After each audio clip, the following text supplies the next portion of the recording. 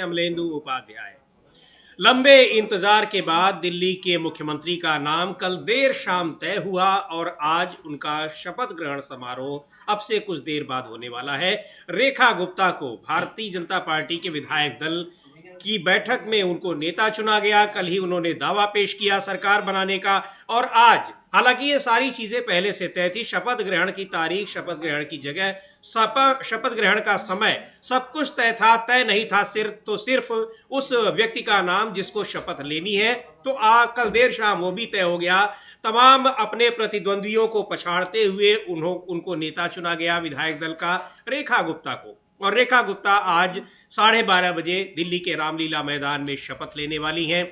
रेखा गुप्ता पहली बार विधायक बनी हैं, बिल्कुल उसी तरह जैसे कई और लोगों को बनाया गया भारतीय जनता पार्टी में। यानी भारतीय जनता पार्टी के राज्यों के जो विधायक हैं वो कई बार पहली बार के विधायक को ही चुनते हैं। अब ये विधायकों की पसंद पहली बार के विधायक क्यों हुए, इस पर भी बात होगी। रेखा गुप्ता को क्यों चुना गया है, लेकिन रेखा गुप्ता की उम्मीदवारी, रेखा गुप्ता के मुख्यमंत्री बनने से इस पद के तमाम दूसरे जो दावेदार थे उनको काफ़ी झटका लगा है। लेकिन खुशी सब जाहिर कर रहे हैं। भारतीय जनता पार्टी में तमाम जो एक बड़ा एक इवेंट बनाया गया है, रामलीला मैदान बहुत बड़ा ग्राउंड है दिल्ली का, वहीं पर शपथ ग्रहण समारोह आयोजित किया जा रहा है। बड़ी संख्या में लोगों को वहां आमंत्रित किया गया है, अखबारों में विज्ञापन दिए गए हैं, लोगों को बुलाया जा रहा है, बसें लगाई गई हैं लोगों को वहां तक ले जाने के लिए। तो आज एक जो बड़े समारोह में, एक शानदार समारोह में रेखा गुप्ता का शपथ ग्रहण होगा। प्रधानमंत्री नरेंद्र मोदी भी उसमें शिरकत करेंगे, लेकिन कई बीजेपी के ऐसे नेता हैं, मुख्यमंत्री हैं जो इस शपथ ग्रहण में नहीं आ रहे हैं। उनकी भी बात करेंगे, वो क्यों नहीं आ रहे हैं और कौन से लोग हैं ऐसे। लेकिन पहले सुन लेते हैं कि भारतीय जनता पार्टी के नेताओं की इस पर प्रतिक्रियाएं क्या हैं। सबसे पहले हम सुनवाते हैं प्रवेश वर्मा को, जिन्होंने नई दिल्ली सीट से अरविंद केजरीवाल को हराया, जो दिल्ली के मुख्यमंत्री रह चुके थे, आम आदमी पार्टी के सबसे बड़े नेता हैं। और ये भी कहा जा रहा था कि नई दिल्ली सीट से जीतने वाला व्यक्ति ही मुख्यमंत्री की कुर्सी पर पहुंचेगा, क्योंकि अरविंद केजरीवाल भी जब 2013 में शीला दीक्षित को, उस समय की मुख्यमंत्री थी, उनको हरा कर आए थे तो मुख्यमंत्री बने थे। अब ये माना जा रहा था कि शायद नई दिल्ली सीट का उम्मीदवार ही मुख्यमंत्री बने। और प्रवेश वर्मा काफ़ी विवादों में भी रहे चुनाव के दौरान, बहुत सारे आरोप भी उन पर लगे, लेकिन अब उनकी उम्मीदवारी को साइड में कर दिया गया है। उनको मंत्री जरूर बनाया गया है, लेकिन मुख्यमंत्री की दावेदारी को खारिज कर दिया भारतीय जनता पार्टी के विधायक दल ने, विधायकों ने उनको मुख्यमंत्री नहीं चुना है। क्या कह रहे हैं रेखा गुप्ता के मुख्यमंत्री चुने जाने पर, सुनते हैं प्रवेश वर्मा को। इनके पिता साहब सिंह वर्मा भी मुख्यमंत्री रहे हैं दिल्ली के, और बड़ी एक माना जा रहा था, बड़े दावेदार के रूप में देखे जा रहे थे प्रवेश वर्मा, और काफ़ी विवादों में रहे अपने बयानों को लेकर भी, अपनी कार्यशैली को भी लेकर, और चुनाव जिस तरह से लड़ रहे थे उसको लेकर भी विवादों में। एक और नेता रहे जो आम आदमी पार्टी से भारतीय जनता पार्टी में आए हैं, कपिल मिश्रा। आम आदमी पार्टी की सरकार में वो मंत्री भी रहे, कपिल मिश्रा भी एक बार मंत्री बनाए जा रहे हैं। लेकिन प्रवेश वर्मा की जो बॉडी लैंग्वेज है अमलेंदु जी, वो काफ़ी कुछ बता रही है कि वो क्या सोच रहे होंगे। उनकी उम्मीदवारी को खारिज कर दिया दिल्ली के विधायकों ने। जाहिर सी बात है कि विधायक दल ने ही चुनाव किया होगा रेखा गुप्ता का, लेकिन प्रवेश वर्मा को उम्मीद रही होगी कि शायद उन्हें अपने विधायकों का समर्थन मिलेगा, लेकिन नहीं मिला है, तो मायूसी नजर आ रही है। दिल के अरमा आंसुओं में बह गए जी, जो उनकी भावभंगिमा थी वो यही बता रही है कि दिल के अरमा आंसुओं में बह गए। हालांकि अगर देखा जाए समीर जी, तो दावेदारी जो बनती थी असली वो प्रवेश वर्मा की ही बनती थी, और इसलिए बनती थी कि उन्होंने अरविंद केजरीवाल को हराया था। जी जी। तो अरविंद केजरीवाल को हराने वाले व्यक्ति की दावेदारी स्वतः बनती थी, लेकिन चूंकि भारतीय जनता पार्टी में कोई भी जनाधार वाला नेता जो है वो नेता नहीं बन सकता, ये भारतीय जनता पार्टी का नियम सिद्धांत है। चूंकि अगर बन जाएगा तो फिर आगे चलकर वो नरेंद्र मोदी और अमित शाह के लिए खतरा बन सकता है। तो इसलिए योगी आदित्यनाथ को बार किनारे करने की कोशिशें की जाती हैं। जिस तरीके से आप देखते हैं उत्तर प्रदेश से लगातार खबर आती हैं। आज ही जो अखिलेश यादव ने सवाल पूछ लिया है कि दिल्ली और लखनऊ के बीच चल क्या रहा है। केंद्रीय प्रदूषण बोर्ड कह रहा है कि जो संगम का जल है वो बहुत प्रदूषित है और नहाने लायक नहीं है, और योगी आदित्यनाथ कह रहे हैं कि वो तो बिस्लेरी से भी ज्यादा शुद्ध है और पिया जा सकता है। जी हाँ। तो ये हालांकि कैबिनेट की जब बैठक की गई थी कुंभ में, आपको याद होगा, और कुंभ की शुरुआत उसमें में ही बिस्लेरी की कैबिनेट बोतल की थी। बैठक की गई थी, तो उसमें बिस्लेरी की बोतल थी। अब पता नहीं इसमें गंगा जल भरा हुआ था या बिस्लेरी का पानी। हाँ, अब ये जी। पता नहीं, ये तो योगी आदित्यनाथ बता सकते हैं क्या है हाँ। क्या नहीं है, लेकिन जो है वो ये सवाल उठ रहे हैं। तो प्रवेश साहिब सिंह वर्मा का दावा अच्छा खासा बनता था। दूसरा, समीर जी जिस तरीके से बांसुरी स्वराज मोर्चा संभाले हुए थी, जी। तो हालांकि वो विधायक नहीं है, सांसद है, लेकिन हाँ। दावेदारी उनकी भी बनती थी, तो वो भी जो है वो निराश नजर आती है। और जो सबसे बड़ा नाम निराश होने वालों में वो है हरीश खुराना जी का, हाँ। जो कि मदन लाल खुराना के बेटे हैं। और दिल्ली में भारतीय जनता पार्टी का उस समय झंडा और जनसंघ का मदन लाल खुराना और नलिन कोहली जो है उनके पिता, जो ओम प्रकाश कोहली, प्रोफेसर ओम प्रकाश कोहली, जी। ये दो लोग जो थे वो धोया करते थे। और जब जनसंघ के पास जो था वो नाम लेने के लिए लोग नहीं नहीं हुआ हुआ करते करते। जी तब हाँ। से जो थे, तो हरीश खुराना को भी किस तरीके से भारतीय जनता पार्टी ने किनारे हाँ, लगाया उनको तो है। मंत्री भी नहीं बनाया। मंत्री भी नहीं बनाया है। तो और उनका तो एक वीडियो था वो बीच चुनाव के बाद जो था वो काफी ज्यादा वायरल हुआ जी कि हाँ। वो किस तरीके से गंभीर आरोप लगा रहे हैं भारतीय जनता पार्टी के शीर्ष नेतृत्व के ऊपर। तो हरीश खुराना को भी उनकी जगह एक तरीके से दिखाने का काम जो भारतीय जनता पार्टी ने किया जी। है। तो यानी एक तरीके से कहा जाए, जो पूर्व मुख्यमंत्री थे, जो जनाधार वाले लोग थे, उनको सबको किनारे लगाने का काम किया, ताकि किसी भी तरीके से आगे चलकर कोई भी जो है वो नरेंद्र मोदी और अमित शाह के लिए खतरा ना बनने पाए। अब रेखा गुप्ता बेचारी जो है वो हालांकि बहुत तेज तर्रार महिला है, उनके जी। पुराने ट्वीट जो है वो हाँ। बताया जाता है कि रमेश विधुरी जो है वो जी। इसीलिए पीछे छूट गए कि उनसे ताकतवर जो है वो भाषा के बिल्कुल, मैं मामले- ये पूछने ही वाला था, बात करने ही वाला था कि आखिर ऐसा क्या रहा कि 11 दिन लग गए चुनाव करने में।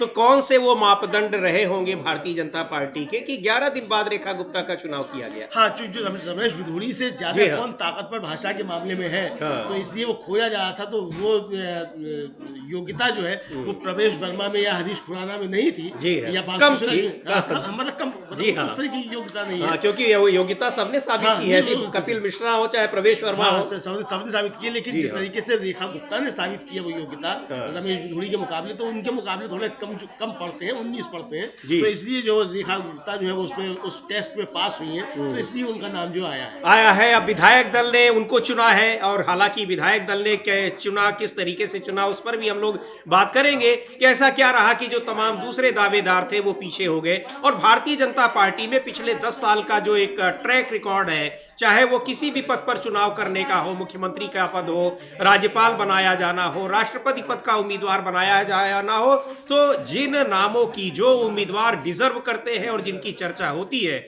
उनको सिरे से खारिज कर दिया जाता है। तो यहां भी एक बार फिर वो देखने को मिला है। राजस्थान में आपने देखा होगा, मध्य प्रदेश में देखा होगा, कई जगहों पर ये देखने को आ रहा है। एक बार सुनते हैं, बड़ी दावेदार थी, और जैसा अमलेदु जी बता रहे हैं बांसुरी स्वराज को, उनकी माता जी यानी सुषमा स्वराज भी दिल्ली की कुछ दिनों के लिए मुख्यमंत्री रही, उनको भी दावेदारी मजबूत मानी जा रही थी, और सांसद है, हालांकि वो विधायक नहीं है, विधायक के चुनाव नहीं लड़ा था उन्होंने, उससे पहले ही लोकसभा चुनाव जीती।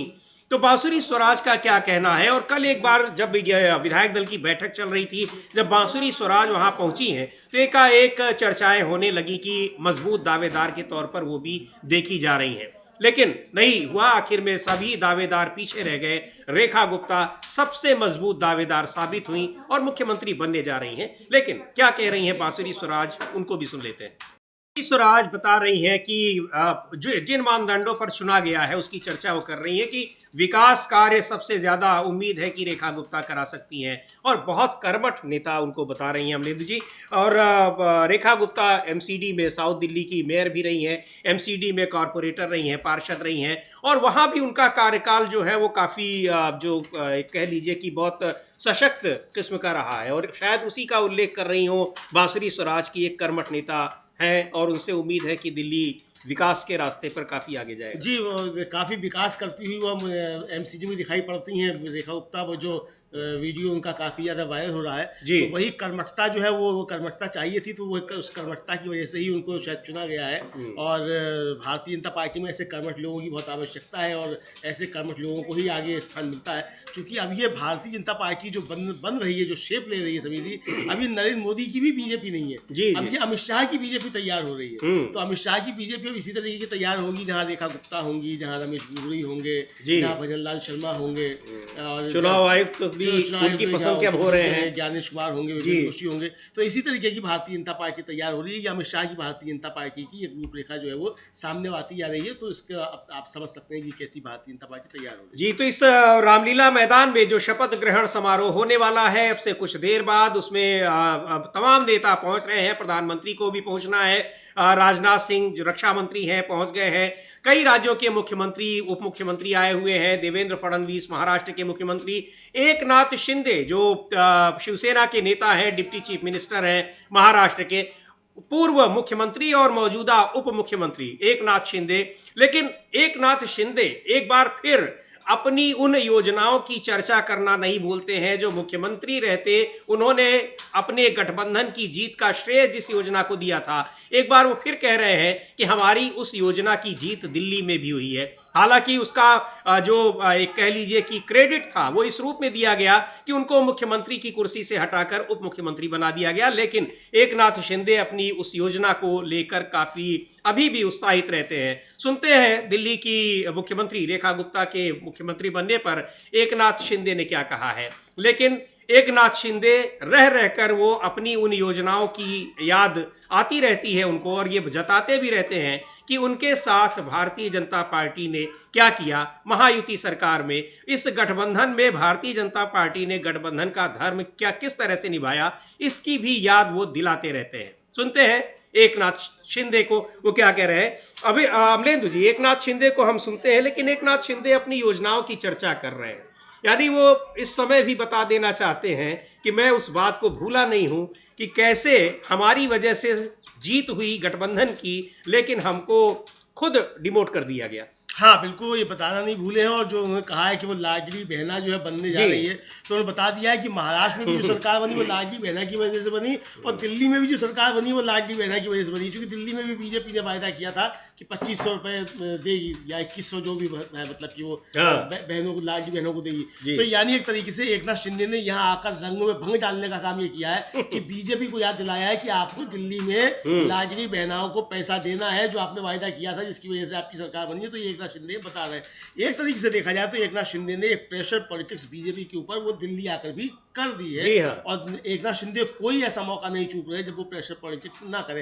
हालांकि फिलहाल जो अभी जो विजुअल्स आ रहे हैं उनमें देवेंद्र फडणवीस, एकनाथ शिंदे और अजित पवार तीनों एक साथ दिखाई पड़ रहे हैं। और शायद ये पहला अवसर दिखाई पड़ रहा है हाँ, जी हाँ, सरकार बनने के बाद महाराष्ट्र के बाहर तीनों एक साथ दिखाई पड़ रहे हैं। हाँ, तीनों एक साथ तो दिखाई पड़ रहे हैं अमलेंदु जी। लेकिन जब आपने ये बात की है तो हम ये भी जानना चाहेंगे आपसे कि कई मुख्यमंत्री नहीं भी दिखाई पड़ रहे हैं, और सबसे महत्वपूर्ण बात यह है कि उसमें उत्तर प्रदेश के मुख्यमंत्री योगी आदित्यनाथ नहीं दिखाई पड़ रहे हैं। क्या कारण हो सकता है? हाँ, योगी जी भी दिखाई नहीं पड़ रहे हैं। अब इसको लेकर तो जैसे मैंने कहा कि अखिलेश यादव ने पूछा है कि दिल्ली और लखनऊ के बीच चल क्या रहा है। तो चूंकि योगी आदित्यनाथ जो है शायद हो सकता है रमेश बिधूरी को चाहते थे, ऐसा कुछ सूचनाएं हैं अंदर की, पता नहीं वो सही है गलत है। जी हाँ। कि दिल्ली और लखनऊ के बीच ये संघर्ष चल रहा है कि योगी आदित्यनाथ जो थे वो शायद दिल्ली में अपने मन का कोई मुख्यमंत्री चाहते थे जो नहीं बन पाया है, और दिल्ली ने किसी और को तय कर दिया है। तो ये अखिलेश यादव सवाल पूछ रहे हैं और मसलों को लेकर कि दिल्ली लखनऊ के बीच क्या चल रहा है, लेकिन योगी आदित्यनाथ भी शामिल नहीं हो रहे हैं। अभी तक की सूचना ये है।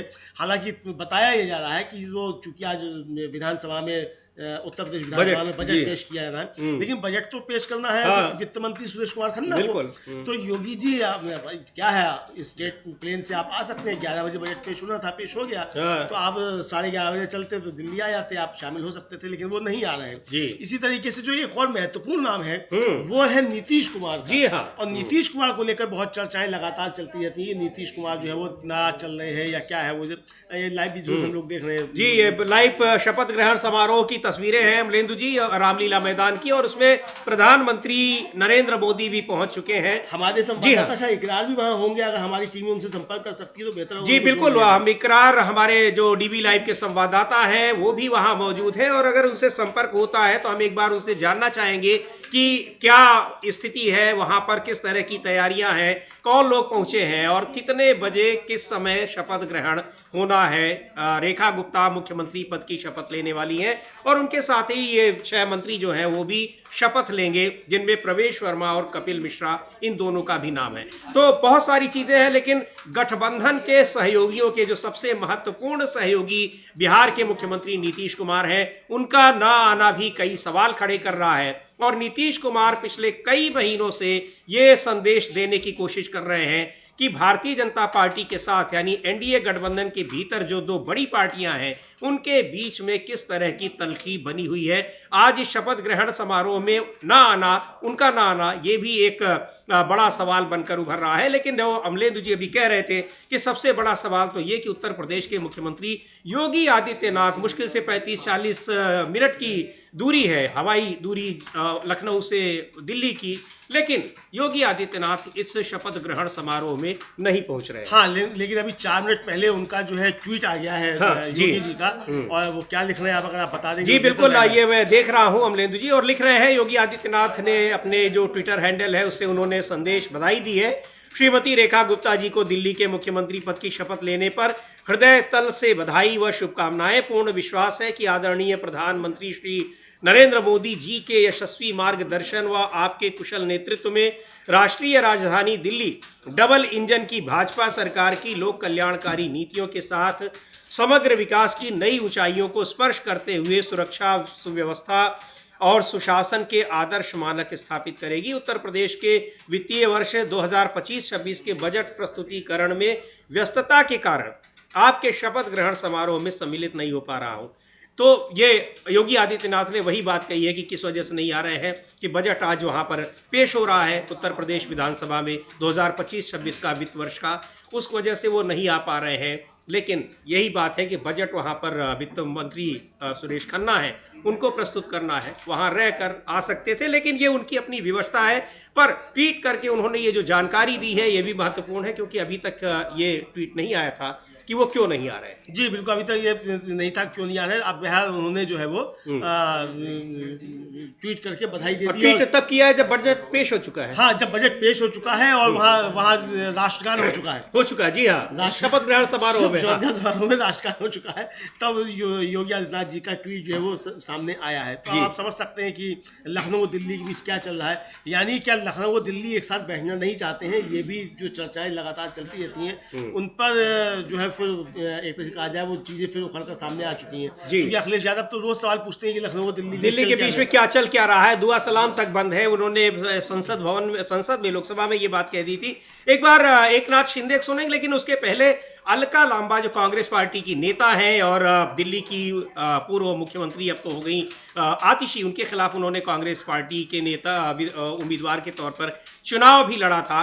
उन्होंने किस तरह से बधाई दी है रेखा गुप्ता को, पुराने दिनों को याद करते हुए जब दिल्ली विश्वविद्यालय छात्र संघ की वो अध्यक्ष थी और रेखा गुप्ता उस समय महासचिव थी एबीवीपी से। जी और एनएसयूआई से अध्यक्ष चुनी गई थी अलका लांबा 1995 में, और रेखा गुप्ता जो थी वो एबीवीपी से महासचिव चुनी गई थी। तो उन दिनों को याद करते हुए, लेकिन उसके साथ साथ उन्होंने सवाल भी उठा दिए भारतीय जनता पार्टी पर अलका लांबा ने। हालांकि उन्होंने कल जो था वो अपनी पुरानी जो थी तस्वीर पोस्ट की थी, और उस पोस्ट करते हुए हालांकि वो ट्रोल भी काफी हुई। लोगों ने कहा कि क्या ये तस्वीर जो थी वो 30 साल इसलिए संभाल के रखी गई थी कि तब जाकर आप निकालेंगी, जिस पर काफी ट्रोल भी हुई। लेकिन जाहिर सी बात है कि जो पुराने लोग होते हैं छात्र संघ में एक साथ रहे, अध्यक्ष महामंत्री वाले विचारधारा से लगाए, तो रोज संपर्क होता है, तो एक व्यक्तिगत रिश्ते भी कायम हो जाते हैं। कोई राजनीतिक जो दूरियां होती है या राजनीतिक विचारधारा अलग अलग भले हो, लेकिन कोई ऐसा तो होता नहीं कि व्यक्तिगत तौर पर कोई दुश्मनी होती हो। हालांकि आजकल की राजनीति कुछ उसी तरह की हो गई है।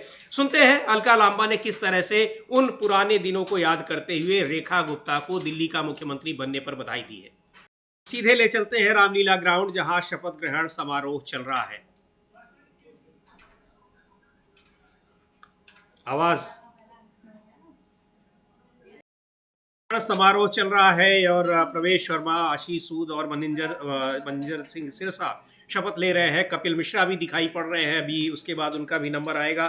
तो ये जो शपथ ग्रहण है, अमलेंदु जी, प्रवेश वर्मा में जो जोश उनके शपथ ग्रहण के बाद जिस तरह का जोश दिखाई पड़ रहा था, ऐसा लग रहा था कि केवल वही उम्मीद नहीं पाले थे, उनके तमाम समर्थक भी पाले थे और वहाँ पर अपनी मजबूती को दिखा भी रहे हैं। हाँ, नहीं, एक तरीके से दिखाया है, उनके समर्थकों ने वहाँ प्रदर्शन कर दिया जी हाँ। कि रेखा गुप्ता जो है वो डमी कैंडिडेट हैं, मतलब वो पर्ची से निकली हुई कैंडिडेट हैं, और असली मुख्यमंत्री के दावेदार जो है प्रवेश साहिब सिंह वर्मा हैं। ये उनके समर्थकों ने दिखा दिया कि जिस तरीके से उनके शपथ लेने के बाद नारेबाजी हुई है और जोश दिखाई पड़ा है उनके समर्थकों में, जी। वो उनके शपथ लेते समय, रेखा गुप्ता की शपथ लेते समय दिखाई बिल्कुल नहीं पड़ा। जबकि 27 साल के बाद अगर दिल्ली का मुख्यमंत्री बन रहा है और नरेंद्र मोदी खुद शपथ लेने में मौजूद है, तो जो उत्साह प्रवेश साहिब सिंह वर्मा के शपथ लेने के बाद दिखाई पड़ा, बिल्कुल उससे ज्यादा उत्साह था वो रेखा वर्मा के, उस पर रेखा गुप्ता के शपथ ग्रहण पर दिखाई देना चाहिए था। बिल्कुल 27 साल के बाद भारतीय जनता पार्टी का मुख्यमंत्री बन रहा है, लेकिन वो उत्साह भारतीय जनता पार्टी के कार्यकर्ताओं में नदारद था।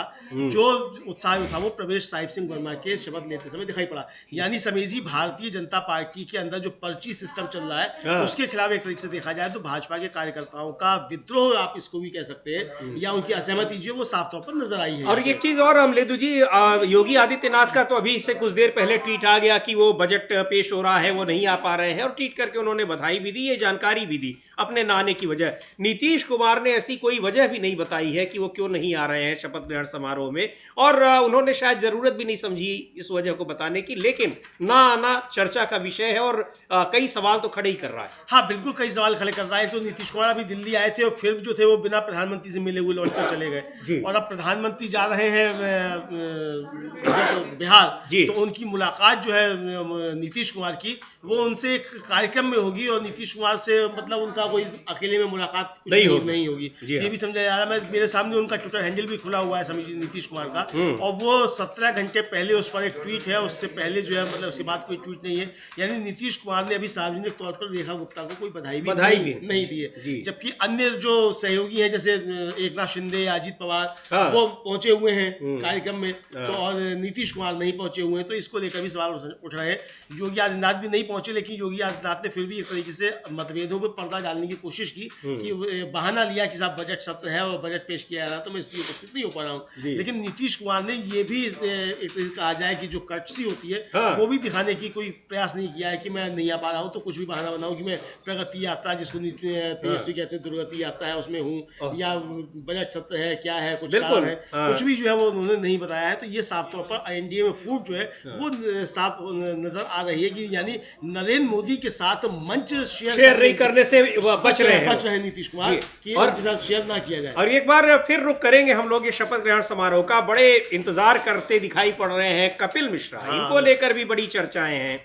हालांकि कई उनके चाहे समर्थक लोगों की तरफ से ही ये बातें चलाई जा रही हो कि वो मुख्यमंत्री पद के भी दावेदार हैं, लेकिन मुख्यमंत्री नहीं बन सकते थे। एक बार देखते हैं शपथ ग्रहण समारोह में कि किस तरह से वो आए हैं, और उनकी वेशभूषा भी ये बता रही है कि अपनी विचारधारा को लेकर वो कितने समर्पित हैं। हालांकि इसके पहले वो आम आदमी पार्टी में ही थे। हाँ, आम आदमी पार्टी में ही थे, और प्रधानमंत्री नरेंद्र मोदी के खिलाफ बहुत अपशब्दों का प्रयोग करते हुए उन्होंने विधानसभा में वक्तव्य दिया था, वो आज खूब वायरल हो रहा है। और अब देखना ये है कि नरेंद्र मोदी का जब ये करेंगे नमस्ते सामना करेंगे तो आंखें मिला पाते हैं दोनों एक दूसरे की नहीं, ये भी देखना काफी ज्यादा महत्वपूर्ण होगा। जी बिल्कुल, उन्होंने बिल्कुल उनके व्यक्तिगत जीवन पर बहुत सारी बातें कही थी और दिल्ली विधानसभा के भीतर कही थी, और चूंकि इतना बड़ा बहुमत था कि वहां कोई विरोध करने वाला भी नहीं था, मुश्किल से उस समय 3 विधायक भारतीय जनता पार्टी के हुआ करते थे, 70 में 67 विधायक आम आदमी पार्टी के थे, और उस समय कपिल मिश्रा ने बहुत सारी बातें कही थी। वो वीडियो उस समय भी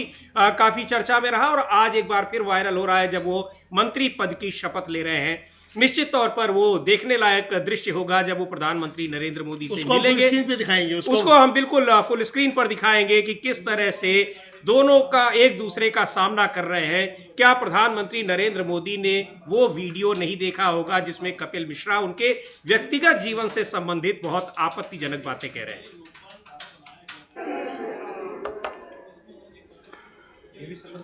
देखा हम लोगों ने कि प्रधानमंत्री नरेंद्र मोदी का आमना सामना जब हुआ कपिल मिश्रा ने, तो प्रधानमंत्री की बॉडी लैंग्वेज बहुत कुछ बता रही थी। हाँ, बहुत कुछ बता रही थी। प्रधानमंत्री नरेंद्र मोदी सिर नीचे रखे रहे, और ये झुककर बाबा जो थे हाथ मिलाने की कोशिश जो मतलब इन्होंने भी नहीं की, सिर अपना झुकाए रहे, और दोनों की नजरें नहीं मिली हैं समीर जी।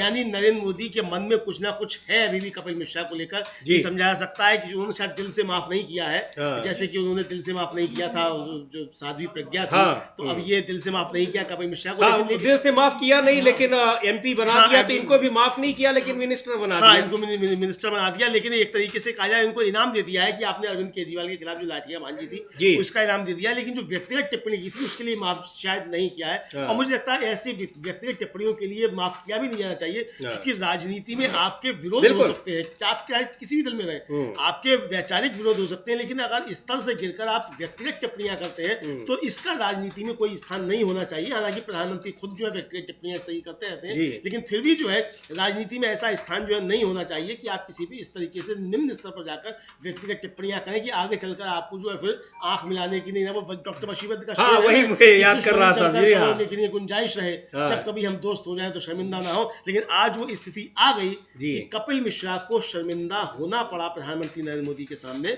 और वो प्रधानमंत्री ने उनसे आंख नहीं मिलाई। बिल्कुल अमलेंदु जी, वही बात अलका लांबा कह रही थी कि पूरा विचारधारा के स्तर पर छात्र संघ के दोनों वहां पर पदाधिकारी थे, तो वैचारिक विरोध तब भी था अब भी, लेकिन 30 साल पुरानी तस्वीर निकालकर पोस्ट की अलका लांबा ने और ये बताया कि वैचारिक विरोध एक अलग बात होती है, राजनीतिक विरोध अलग बात होती है, लेकिन कोई संबंधों में उससे कटुता आ जाए ऐसा नहीं होता है, और राजनीति में ये होना भी नहीं चाहिए कि संबंधों में उसकी वजह से कटुता आ जाए।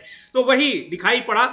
आम आदमी पार्टी छोड़े हुए काफ़ी दिन हो गए हैं, कई साल हो गए हैं कपिल मिश्रा को, और उन्होंने विधानसभा के भीतर प्रधानमंत्री के व्यक्तिगत जीवन से के बारे में जितनी आपत्तिजनक और एक कह लीजिए कि गैर जिम्मेदार बातें की थी, अब चूंकि उस समय विधानसभा अध्यक्ष कायदे से उनको टोक देना चाहिए था, क्योंकि जो व्यक्ति सदन में है ही नहीं आप उसके बारे में ऐसी आपत्तिजनक टिप्पणी कर रहे हैं। लेकिन आम आदमी पार्टी की सरकार थी, उनका स्पीकर था, उनका सदन नेता था, सारे लोग उनके अपने थे, तो वहां चाहे जो आप बात कहिए किसी दूसरी पार्टी के नेता के खिलाफ कोई कहने वाला नहीं था। लेकिन इतने दिनों के बाद फिर उन्होंने आम आदमी पार्टी के नेता अरविंद केजरीवाल के खिलाफ भी बहुत कुछ कहा, तो शायद उसको काउंटर किया, उन्होंने बैलेंस करने की कोशिश की, लेकिन प्रधानमंत्री ने उनसे निगाह नहीं मिलाई। आज ये साबित हो गया कि प्रधानमंत्री उस चीज को, उस बात को नहीं भूले हैं, आज भी उनको याद है। हाँ बिल्कुल समझ। लेकिन एक बात और भी है कि फिर ऐसी विवशता क्या है कि कपिल मिश्रा को मंत्री बनाना पड़ रहा है, विधायक का टिकट देना पड़ रहा है। इसका मतलब आप इन चीजों को बढ़ावा दे रहे हैं कि और लोग भी ऐसा करें और उनको ऐसे पद मिलते रहेंगे। हाँ देखिए समीर जी, अभी तक का इतिहास तो ये रहा है कि जितने भी लोगों ने प्रधानमंत्री को व्यक्तिगत तौर पर गालियां दी हैं, उनको सबको भारतीय जनता पार्टी में आकर अच्छी जगहों पे एडजस्ट किया गया है। आप देखिए कि किस तरीके से दुष्यंत चौटाला ने पूरे विधानसभा चुनाव के दौरान नरेंद्र मोदी और अमित शाह दोनों को लेकर व्यक्तिगत टिप्पणियां की और गुजरातियों को लेकर टिप्पणियां की थी, और उसके बाद उनको उप मुख्यमंत्री बनाया गया। ये आप लोगों ने देखा। ज्योतिरादित्य सिंधिया किस तरीके से सदन में टिप्पणियां करते रहे, अब किस तरीके से मलाई काट रहे हैं। कपिल मिश्रा का उदाहरण सामने है। तो ऐसे तमाम उदाहरण जो सामने आ रहे हैं कि किस तरीके से प्रधानमंत्री के ऊपर जिन लोगों ने व्यक्तिगत टिप्पणियां की उनको भारतीय जनता पार्टी में अच्छी रूप से नभाया जा रहा है। तो इसीलिए अब जब कोई प्रधानमंत्री खुद कहते भी हैं कि मुझे गालियां दी जाती हैं, उन्हीं गाली देने वालों को अपने पास बुला लेते हैं। और समीर जी, और देखिए कि किस तरीके से एक तरीके से कहा जाए कि जो अब जो कोई कांग्रेस का या किसी और दल का प्रवक्ता जब प्रधानमंत्री पर व्यक्तिगत टिप्पणियां करता है तो यही समझ में आता है कि कहीं ये भी जो है वो उसी लाइन में तो नहीं लगा जिस लाइन में दुष्यंत चौटाला कपिल मिश्रा लगे थे। तो इसलिए कांग्रेस को भी सतर्क हो जाना चाहिए कि जो लोग व्यक्तिगत टिप्पणियां करते हैं उनसे थोड़ा सावधान हो जाए कि व्यक्तिगत टिप्पणियां करने वाला, जैसे रोहन गुप्ता है, वो मुझे याद आया समीर जी कि वो एक डिबेट में थे, वो कहते थे प्रधानमंत्री को जो लोग गालियां देते तो एक पैनलिस्ट थे, उनका कि भाई हाँ हमने तो गालियां दी मगर ये जो थे ये जरूर गालियां दिया करते थे, पहले यही थे जो गालियां दिया करते थे। तो अब इस तरीके की चीजें जो सामने आती है, तो इसीलिए अब जो रोहन गुप्ता को देखकर या गौरव वल्लभ को देखकर या कपिल मिश्रा को देखकर या दुष्यंत चौटाला को देखकर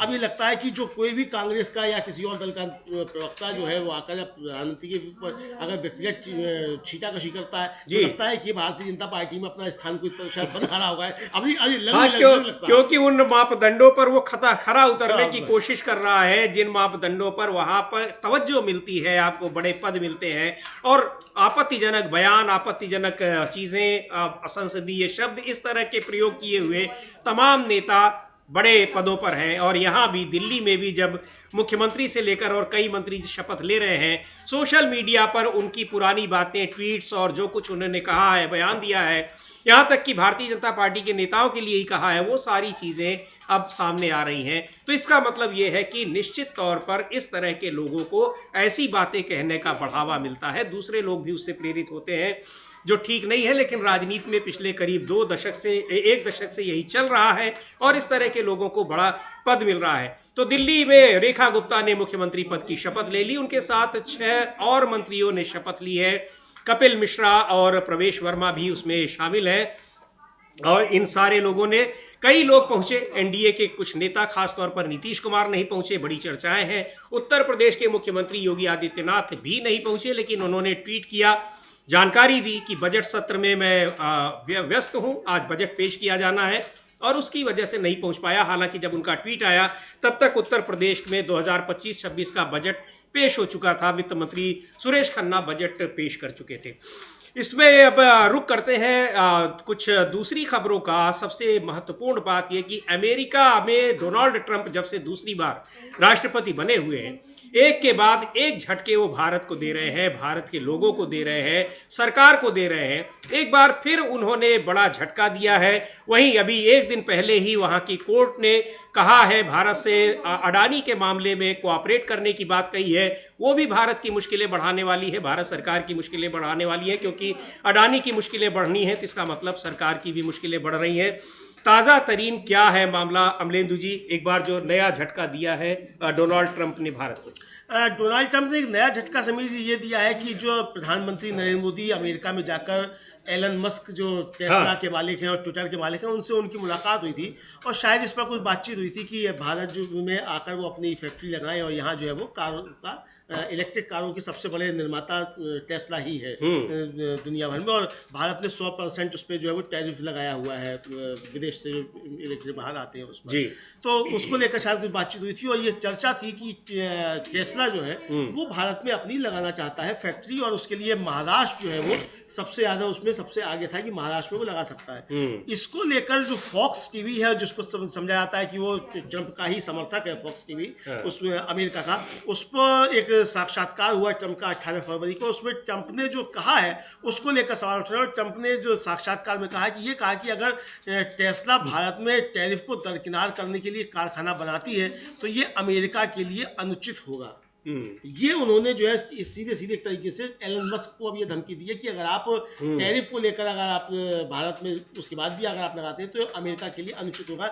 यानी आप अमेरिका में भारत में आकर फैक्ट्री तभी लगाएं जब वहाँ वो टैरिफ को लेकर हो, और टैरिफ को लेकर ट्रंप काफ़ी ज़्यादा नाराज है। और उन्होंने एक साक्षात्कार में ये भी कहा था कि मैं प्रधानमंत्री नरेंद्र मोदी की बहुत इज्जत करता हूँ, लेकिन हम $21 मिलियन जो दे रहे हैं भारत में चुनाव कराने के लिए, वो हम क्यों दे रहे हैं भारत में चुनाव कराने के लिए? यूएसएड की बात, यूएसएड की, और भारत संपन्न है, वो 100% टैरिफ लगाता है, सबसे ज़्यादा टैरिफ लगाने वाला देश है, हम भी उसी तरीके से टैरिफ लगाएंगे। यानी एक तरीके से डोनाल्ड ट्रंप ने फिर धमकी दे दी है प्रधानमंत्री नरेंद्र मोदी को कि अगर आपने टैरिफ कम नहीं किया तो हम इस तरीके के काम करेंगे, एलन मस्क को हम भारत में फैक्ट्री नहीं लगाने देंगे। ये एक तरीके से ट्रंप ने घोषणा कर दी। तो एक बड़ा खतरा जो है ये ट्रंप की तरफ से आया, मतलब एक नई धमकी जो है ट्रंप की तरफ से समीर जी आई है।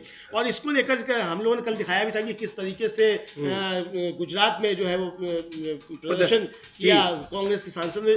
जिग्नेश मेवाणी कांग्रेस के विधायक हैं वहाँ गुजरात में, उनकी एक बाइट भी हम लोगों के पास है, अगर हम अपनी टीम से कहेंगे सुनवाते हैं उसको। और ये मामला जो है कि वहाँ से जो डिपोर्ट किए जा रहे हैं जो तमाम प्रवासी भारतीय हैं जो अवैध तरीके से वहाँ पहुँचे हैं, जिनके पास डॉक्यूमेंट नहीं थे, कागज़ नहीं थे, यानी जिसको कहा जाता है कि डंकी रूट से वहाँ पहुँचे हैं, उनको बड़ी अमानवीयता के साथ अमेरिका लगातार भारत भेज रहा है। और प्रधानमंत्री नरेंद्र मोदी जब अमेरिका में मौजूद थे, डोनाल्ड ट्रंप से वो वार्ता कर रहे थे, उस दौरान भी उन भारतीयों को यहाँ भेजा जा रहा था हाथों में हथकड़ी और पैरों में बेड़ियां लगाकर। लेकिन प्रधानमंत्री ने आपत्ति तक दर्ज नहीं कराई वहां पर, यानी ये तक नहीं बोल सके कि इस तरह से अमानवीय तरीके से हमारे देश के नागरिकों को ना भेजा जाए। इसको लेकर उत्तर प्रदेश विधानसभा में भी समाजवादी पार्टी ने प्रदर्शन किया और अब गुजरात विधानसभा में भी लगातार प्रदर्शन हो रहे हैं जिस तरह से भारत के लोगों को भेजा जा रहा है। चूंकि ज्यादातर लोग जो वहां से आ रहे हैं वो या तो गुजरात के हैं या पंजाब और हरियाणा के हैं, सबसे ज्यादा इन्हीं 3 राज्यों के हैं। हालांकि और भी राज्यों के हैं, उत्तर प्रदेश के भी कुछ लोग हैं, लेकिन सबसे ज्यादा संख्या गुजरात, हरियाणा और पंजाब के लोगों की है। देखिए, इस तरह का प्रदर्शन कांग्रेस के विधायकों ने गुजरात विधानसभा के बाहर किया है।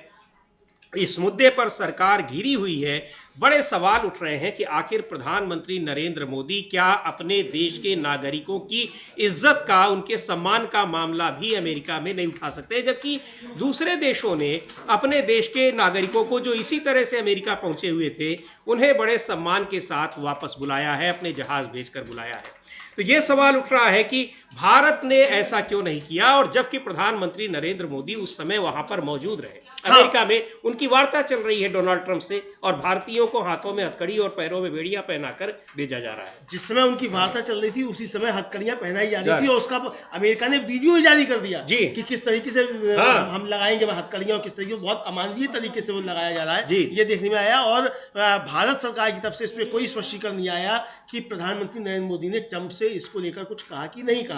इधर समीर जी, जो ममता बनर्जी ने कुंभ को लेकर जो बयान दे दिया था कि वो मृत्यु कुंभ में बदल गया है, उसको लेकर बहुत ज्यादा विवाद छिड़ा हुआ। कल हमने सुनवाया था कि अखिलेश यादव किस तरीके से मायावती के समर्थन में आए थे, शिवपाल यादव ने भी समर्थन किया था। अब हिंदू धर्म के सबसे बड़े धर्मगुरु शंकराचार्य, उनका बयान जो है वो आ गया है इसको लेकर, और मुझे लगता है कि उसको भी सुन लिया जाए तो बेहतर रहेगा अगर आपकी आया तो। जी बिल्कुल, उसको सुन लिया जाता है। और महाकुंभ में उत्तर प्रदेश की सरकार घिरी हुई है। बजट सत्र के दौरान भी इसको लेकर चर्चा हो रही है। इलाहाबाद हाईकोर्ट ने भी अब सख्ती दिखाई है और कहा है, राज्य सरकार को निर्देश दिया है कि कुंभ में मौनी अमावस्या में भगदड़ में जिन लोगों की जान गई थी उनकी सूची, उनके बारे में स्पष्टीकरण दिया जाए, सारे तथ्य पेश किए जाएं। और उसको लेकर विपक्षी दल लगातार सवाल उठा ही रहे हैं, सवाल पूछे जा रहे हैं। बहुत से लोग अपने परिजनों को अभी भी ढूंढ रहे हैं।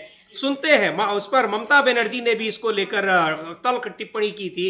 ममता बनर्जी की टिप्पणी को लेकर बीजेपी के नेता उन पर हमला कर रहे हैं कि ये कुंभ को लेकर गलत टिप्पणी कर रहे हैं, जबकि उन्होंने कुंभ के में हुए हादसे को लेकर टिप्पणी की थी। शंकराचार्य अभी मुक्तेश्वरानंद इस पर क्या कह रहे हैं, सुनते हैं। मुक्तेश्वरानंद वहां की व्यवस्था को लेकर और व्यवस्था को लेकर जिस तरह से सवाल उठ रहे हैं, 144 साल की बातें, इंतजाम, और वहां जो भगदड़ हुई उस भगदड़ पर किस तरह से पर्दा डालने की कोशिश की जा रही है, उसी का मुद्दा जब उठा रहे हैं तो मुख्यमंत्री योगी आदित्यनाथ कह रहे हैं कि ये लोग कुंभ का विरोध कर रहे हैं। गजब की बात हो गई, कुंभ का विरोध कर रहे हैं जबकि वहां भगदड़ में मरने वालों के बारे में पूछा जा रहा है। उसी तरीके से गंगा में वहाँ जो पानी है, जो जल है, वहाँ जो स्नान हो रहा है, उस पानी को लेकर केंद्रीय प्रदूषण नियंत्रण बोर्ड ने आपत्ति जताई है। उसने कहा है कि ये पानी वहाँ पर बहुत प्रदूषित है और इससे बहुत सारी बीमारियाँ पैदा हो जाती हैं। लेकिन उसको खारिज करते हुए उत्तर प्रदेश के मुख्यमंत्री विधानसभा में कह रहे हैं कि पानी इतना साफ है कि उसको पिया जा सकता है, वो बिस्लेरी से भी ज़्यादा साफ है। ये वहाँ के एक दूसरे मंत्री कह रहे हैं। आखिर अपनी ही सरकार की एक संस्था जो केंद्रीय संस्था है और केंद्र में भारतीय जनता पार्टी की सरकार है, उसको किस तरीके से खारिज कर रहे हैं, इस तरह ये सारी चीज़ें हैं। वही बात जब उत्तर प्रदेश में वहाँ जो विधानसभा की कार्यवाही कई बोलियों में भी अब सुनी जा सकेगी, ये व्यवस्था दी गई, तो नेता सदन या माता प्रसाद पांडे समाजवादी पार्टी के नेता हैं, वो भी विधानसभा अध्यक्ष रह चुके हैं। उन्होंने कहा कि अगर सारी भाषाएं और अंग्रेजी भी में भी सुना जा सकता है तो क्या उर्दू और संस्कृत भाषाओं में नहीं सुना जाता? तो संस्कृत को तो सुना नहीं गया। और मुख्यमंत्री ने कहा कि ये लोग चाहते हैं कि उर्दू यहाँ पर लागू कर दी जाए, यानी किसी बात को कैसे घुमाने की कोशिश की जाती है। सुनते हैं माता प्रसाद पांडे अपनी बात को और उस पर मुख्यमंत्री योगी आदित्यनाथ की टिप्पणी को किस तरीके से बता रहे हैं। शोधन की बात रखी गई है, उसमें मैं 282 के अंतर्गत हमारी विधानसभा की भाषा हिंदी और देवनागरी लिपि रखा गया था। और ये बड़े संघर्षों के बाद वो दिन आज़ादी के बाद आया था जब हम अपनी देवनागरी लिपि और हिंदी भाषा में यहाँ की बात करने के लिए व्यवस्था किया गया था। आज उसमें संशोधन किया जा रहा है। मैं पूरे संशोधन के विरोध में नहीं हूँ। हम कल भी बात किए थे और आज भी बात फिर हम कर रहे हैं। हमारी जो स्थानीय बोली है उसको आप रखें, हमारे संविधान में भी है, जो जिस भाषा में बोल सके बोल सके, लेकिन अंग्रेजी हमारी भाषा नहीं है। अंग्रेजी ना तो हमारी मातृभाषा है, न हमारी सांस्कृतिक भाषा है, न हमारी स्थानीय बोली है। उसको इसमें रखने का मैंने कल भी ऐतराज किया था और इसी संदर्भ में मैंने ये भी कहा था कि अगर इसमें बना ही रहे हैं तो इसमें संस्कृत को भी जोड़ दीजिए और उर्दू को भी जोड़ दीजिए। नहीं, हम अब ये छोड़िए। तो हमने कल कहा था संस्कृत और उर्दू के लिए कहा था। माननीय मुख्यमंत्री जी संस्कृत तो सुने नहीं, उर्दू पर बड़ा गंभीर आरोप लगाने लगे और ये भी कहा गया था कि ये कठपुतला पैदा करते हैं। हम माननीय आपके माध्यम से जानना चाहते हैं, गोरखपुर में एक बहुत बड़े उर्दू के जानकार, उर्दू के कवि रहे हैं रफ़त साहब फिराक, क्या वो कठपुतला थे?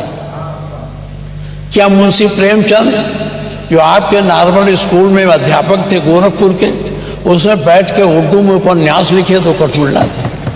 क्या यूनिवर्सिटियों में जो उर्दू विभाग खोला गया है उसके पढ़ने वाले लड़के कठपुतला हैं? क्या अरबी फारसी विश्वविद्यालय बना है उसके लोग लेकर पढ़ने वाले कठपुतला हैं? तो मैं इस शब्द पर आज आपत्ति करता हूं और मैं आपसे कहना चाहता हूं कि अंग्रेजी भाषा हमारी भाषा नहीं। माननीय मुख्यमंत्री जी, आप चाहे जितना कहिए, यहाँ कोई बोलेगा तो जो सुन के आए हैं, ये जो कॉन्वेंटी लड़के हैं, ये जो अंग्रेजी मीडियम के लड़के हैं, वही समझेंगे इस भाषा को। गांव के लोग जो इसको देखेंगे उसमें कोई समझेगा नहीं। इसलिए मैं बहुत कानूनी दावपेच की बात नहीं करता, न मैं संवैधानिक बवाल करता हूँ। वो हमारा जो अनुच्छेद 348 है उसके बंधों का अधीन रहते हुए राज्य के विधानमंडल में कार्य राज्य की भाषा या राजभाषाओं में या हिंदी में अंग्रेजी में किया जाएगा। तो हमारी राज्य की भाषा हिंदी है तो इसे हिंदी में करना चाहिए। अंग्रेजी का कोई महत्व नहीं है। अंग्रेजी का मैं पढ़ने में विरोध नहीं करता, जिसको पढ़ना है अंग्रेजी पढ़े, वर्ड्सवर्थ का पढ़े, उनको शेक्सपियर के नाटक को पढ़े, हमारे वो जो और ग्रंथ हैं चाहे कीट्स हो, शैली हो, इनकी कविताओं को पढ़ो, हम उसके विरोधी नहीं हैं। संस्कृत अंग्रेजी का ज्ञान प्राप्त करना गलत नहीं है, लेकिन अंग्रेजी के माध्यम से हमारे इस विधानसभा में नई प्रक्रिया शुरू करना, मैं इसका विरोध करता हूं। और मेरा आपसे आग्रह है कि अगर ये सब है तो माननीय मुख्यमंत्री जी उर्दू से चिढ़ जाते हैं। मैं ये अब ये सब रखने का समय नहीं। मैं आपसे कहना चाहता हूं कि आप अंग्रेजी को यहाँ न जोड़िए। अगर जोड़ना है तो आप संस्कृत को जोड़ दीजिए, जो हमारी भाषा है, जिस संस्कृत से सारे भाषाओं का उद्भव हुआ है, और उर्दू जोड़ दीजिए। उर्दू भी बड़ी पैमाने में बोला जाता। और मुख्यमंत्री जी तो उर्दू पर नाराज हो जाते हैं कि इनका अपना एजेंडा है जो आप चलाना चाहिए। मैं इन्हीं शब्दों के साथ आपसे फिर आग्रह करता हूँ कि अंग्रेजी का विरोध मैं करता हूं और यहाँ अंग्रेजी का प्रयोग सदन में करने के लिए संशोधन में इसे न रखा जाए। अभी उन्होंने माननीय अध्यक्ष जी, माननीय किस तरह से क्या कहा माता प्रसाद पांडे ने, और उर्दू को लेकर अचानक मुख्यमंत्री योगी आदित्यनाथ थोड़ा सा गंभीर हो जाते हैं, संवेदनशील हो जाते हैं। और उन्होंने काफ़ी कुछ कह दिया था विधानसभा में ही कि उर्दू ये लोग पढ़ाना चाहते हैं, समाजवादी पार्टी के लोग, और उर्दू पढ़ने वाले जो होते हैं उर्दू के पढ़कर वो कठमुल्ला बनते हैं।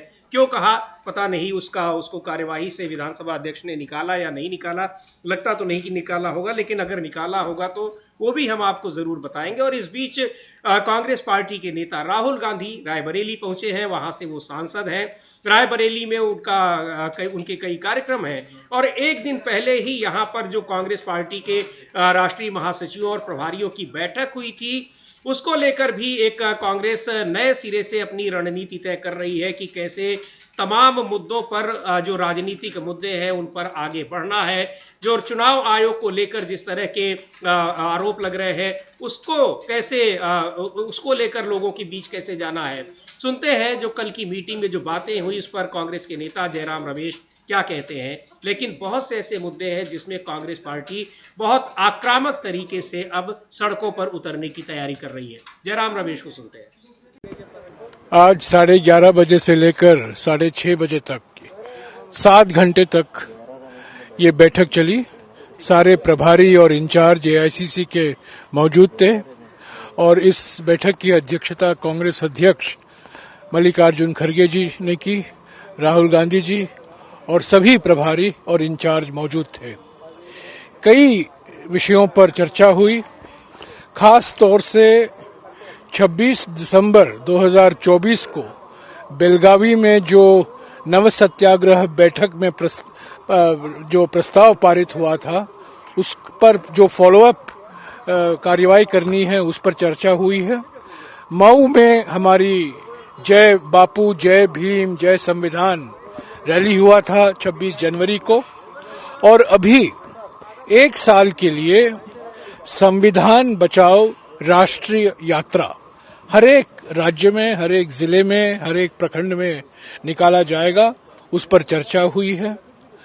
अप्रैल के पहले 10 दिनों में गुजरात में एआईसीसी का अगला अधिवेशन होगा, उस पर भी चर्चा हुई। जिस तरीके से संवैधानिक संस्थाएं, मिसाल के तौर से चुनाव आयोग को कमजोर किया जा रहा है, आक्रमण हो रहा है बीजेपी द्वारा, उस पर काफी लंबी बात हुई और ये बात सबने माना कि चुनाव आयोग का प्राथमिक जिम्मेदारी होती है कि इलेक्टोरल रोल जो है वो राजनीतिक पार्टियों को मिलना चाहिए और जिस रूप में मिलना चाहिए ताकि उस पर विश्लेषण कर सके। बहुत लोगों के मन में ये आशंका है कि ये फर्जी रोल है। कई लाखों नाम हर एक राज्यों में या जोड़े जाते हैं या निकाले जाते हैं, तो ये हमारे लोकतंत्र के लिए सबसे बड़ा खतरा है। जो चुनाव होते हैं वो लेवल प्लेइंग फील्ड नहीं है और चुनाव आयोग, अफसोस के साथ कहना पड़ता है, चुनाव आयोग प्रधानमंत्री और गृह मंत्री के इशारे पर ही चलते हैं। ये संविधान पर एक आक्रमण है, संविधान का अपमान है। तो ऐसे कई मुद्दे थे। संगठन बेलगावी में हमने ये तय किया था कि 2025 संगठन का वर्ष होगा। संगठन सृजन कार्यक्रम की घोषणा हमने की थी और उसको लेकर हमारे करीब 800 डीसीसी जो हैं उसको हम और ज़्यादा मजबूत करें, उस पर कई सुझाव आए और इस पर भी अगले कुछ दिनों में आपको पूरी जानकारी दी जाएगी कि क्या क्या कदम हम उठाने वाले हैं। ये इंदिरा गांधी भवन में ये पहला बैठक था और आज से सारे प्रभारी और सारे इंचार्ज 30 लोग इसी भवन में बैठा करेंगे और आप देखते रहेंगे कि धीरे धीरे इंदिरा गांधी भवन में एक जो नई कांग्रेस उभर कर आएगी, नई ऊर्जा, नए संकल्प के साथ। अगर आपके कोई सवाल हैं तो पर सड़कों पर उतरने की तैयारी में है और लगातार उसके सम्मेलन हो रहे हैं जगह जगह।